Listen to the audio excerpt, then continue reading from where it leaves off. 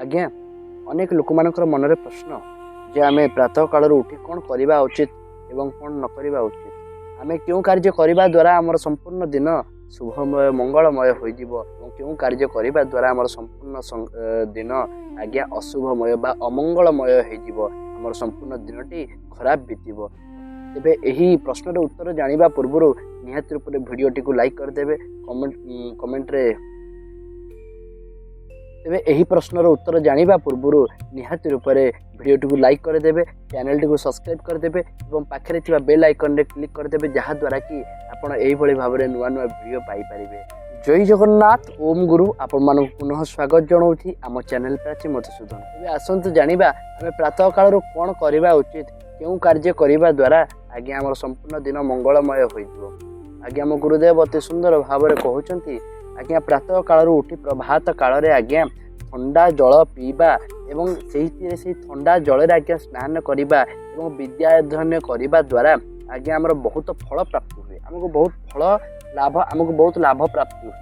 तेणुक मो गुरुदेव कहते प्रातः काल उठी आज्ञा आम शीतल जल निजर मुख प्रक्षालन करवा एवं शीतल जल आज्ञा आम स्नानादि नित्यकर्म करवा तापर आम अध्ययन बसी जहाद्वारा कि आमर संपूर्ण दिन मंगलमय हो।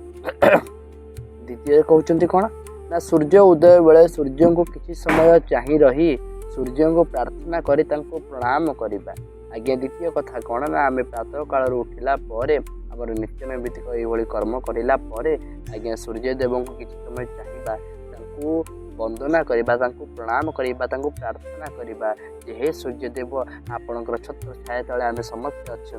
तेज आमको आम उपर प्रभु आपन कृपा करंतु आपणकर ये खरार प्रभाव में आमको कौन क्षति न पहुँचू आपण होउछन्ति दिवाकर आपण को नहीं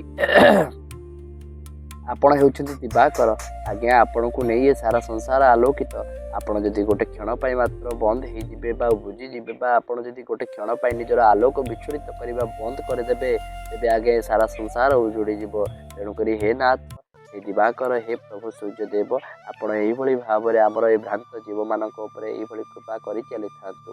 तेबे तृतीय कथा कौन तृतीय कथा कहते ना प्रभात काल रे आज्ञा मैथुन शयन और आहार करवा नहीं आज्ञा यह प्रातः काल उठी जदि कौन व्यक्ति मैथुन कर आहार कर पुनः उठिला पर पुनः शयन कर निहाती रूप आम करवा नहीं कहते कौन ना यह करने द्वारा आज्ञा आयु नष्ट हुए यदि आम यही कार्य प्रातः काल उठी करें आज्ञा आमर आयु नष्ट हो क्यों क्यों कार्य ना मैथुन करवा नहीं पुणी सका उठी शोवा नहीं एवं सका उठू आज्ञा कौन प्रकार खाद्य ग्रहण करवा नहीं जहाद्वारा कि आज्ञा आमर आयु नष्ट हो। चतुर्थ कार्य आज्ञा प्रत्यह प्रातः और संध्यारे गृहस्थ आश्रम वर्षियान अर्थात गुरुजन मानू आज्ञा दंडवत और सेवा करवा याद्वारा आयु विद्या और जस और बल वृद्धि हुए आज्ञा अति सुंदर भाव में कहते प्रातः काल उठिला एवं संध्या समय आम जेहेतु गृहस्थ आश्रम जो मैंने अच्छा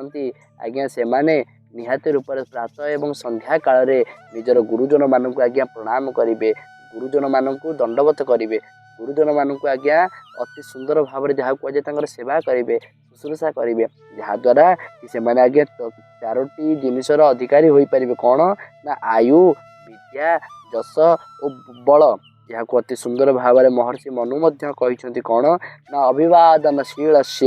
नित्यम वृद्धोपसेवितः चत्वारि तस्य वर्धन्ते आयुर्विद्या जशो बलम अर्थात अति सुंदर भाव में मनु कहते जे आम वृद्ध जन मानकर सेवा करने द्वारा आमको आज्ञा ये चारोटी जिनिस प्राप्ति हुए तेबे आपण मैंने भावतु संसार में केते केते जिनिस प्रभु आम खंजी दे जाइए आपण यहीपरि कार्य प्रतिदिन प्रातः काल उठी करंतु तापर देखंतु आपण किभଳି भाव में लाभ हेबो आपण किभଳି लाभ रे रही परिबे। जय जगन्नाथ ओम गुरु।